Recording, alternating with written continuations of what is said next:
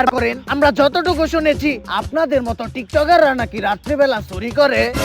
আরে ওইটা তো আমাদের ছেলে টিকটকাররা করে, আমরা মেয়ে টিকটকাররা তো বিজনেস করি। কিসের ব্যবসা করেন? আমরা তো অনলাইনে ব্যবসা করি, এটা পার্সোনাল, এটা বলা যাবে না। আচ্ছা আপু, এই ব্যবসাতে ইনকাম কেমন? যদি অনলাইনের ইনকাম সম্বন্ধে বলতে হয় না, তারপর আজকে বললেই দেই। অশ্লীল মেয়ে টিকটকারদের ইনকামই এইটা, অডিও কল 500, ভিডিও কল 1000। আর এটা আমাদের ভিজিটিং কার্ড। আর সার্ভিস কিন্তু রাত 12টার পর থেকে শুরু হয়, কারণ এর আগে আমরা টিকটক বানাই। আচ্ছা আপু, আরেকটা প্রশ্ন ছিল, এটা পুরো দেশের মানুষই জানতে চাই, মেয়ে টিকটকার এত ছোট ছোট জামা কাপড় পরে কেন?